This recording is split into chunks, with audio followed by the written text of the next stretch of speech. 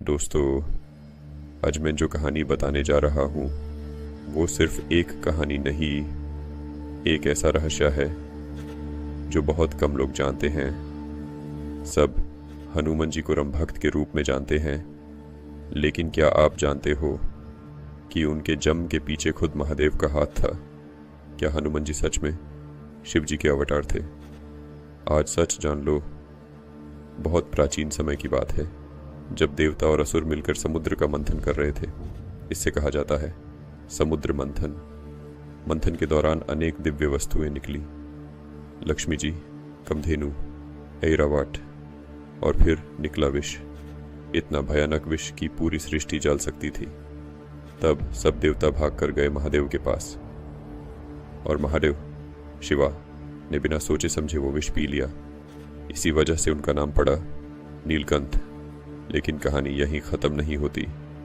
समुद्र मंथन के बाद जब अमृत निकला, तब असुरों ने उसे छीन लिया। तब विष्णु जी ने एक दिव्य रूप लिया, मोहिनी। मोहिनी का रूप इतना सुंदर, इतना आकर्षक था कि देवता और असुर दोनों मोह में पड़ गए।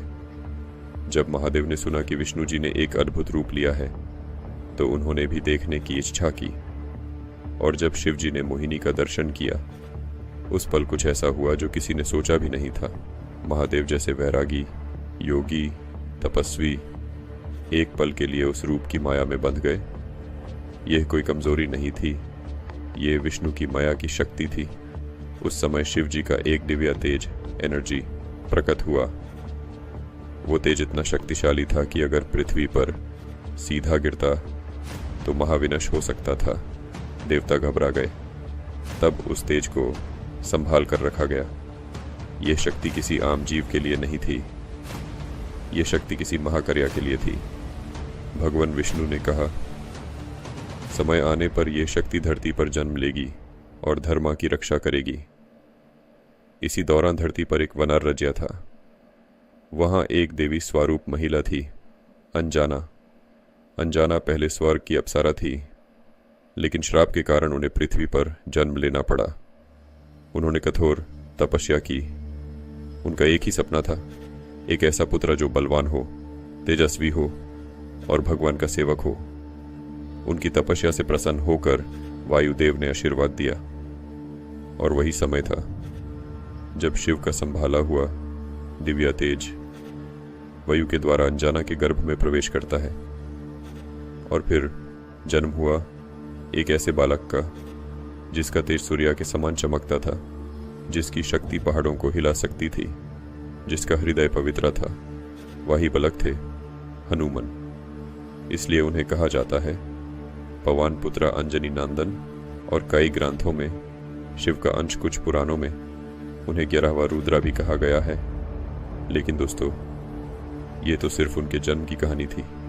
असली चमत्कार तो तब शुरू हुआ जब छोटे से हनुमान ने सूर्य को फाल समझकर निगलने की कोशिश की। क्या हुआ उस दिन? कैसे मिला उन्हें वरदान और श्राप? और कैसे बनी उनकी भक्ति इतनी अटूट? ये सब जानेंगे पार्ट 2 में।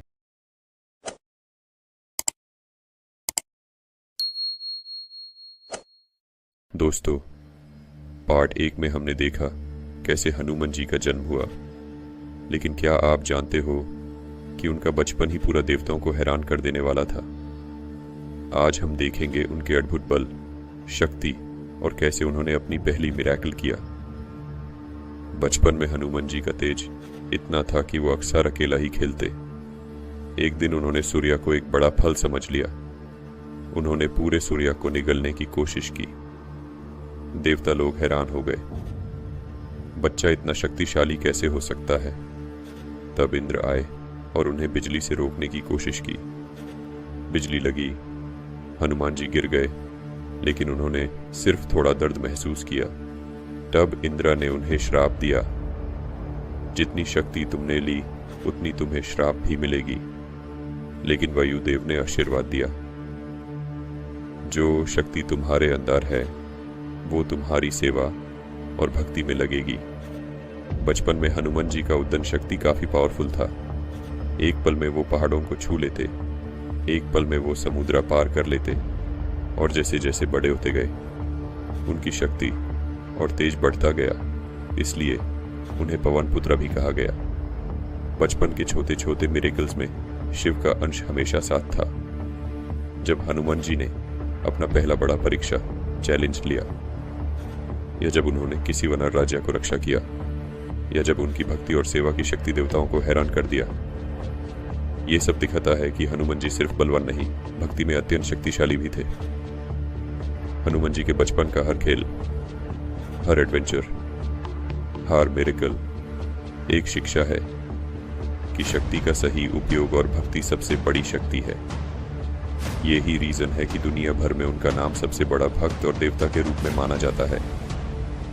दोस्तों, अब आगे का सच और भी जबरदस्त है। कैसे हनुमान जी राम जी से मिले, कैसे उन्होंने लंका में अद्भुत शक्ति दिखाई, और कैसे शिव का आशीर्वाद उन्हें हमेशा गाइड करता रहा। पार्ट 3 में हम देखेंगे उनका राम के साथ कनेक्शन और लंका की यात्रा का सच।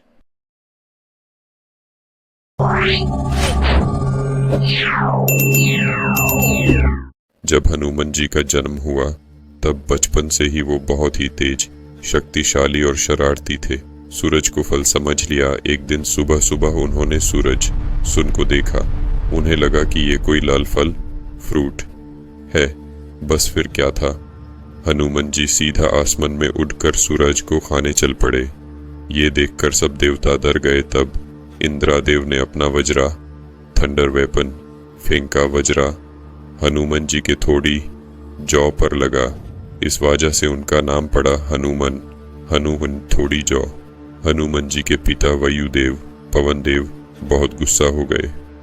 उन्होंने पूरा वायु, हवा रोक दिया। पूरी दुनिया में सांस लेना मुश्किल हो गया। सब प्राणी परेशान हो गए। बचपन में हनुमान जी इतने शरारती थे कि ऋषियों ने उन्हें श्राप दिया, तुम अपनी शक्ति भूल जाओगे जब तक कोई तुम्हें याद नहीं दिलाएगा।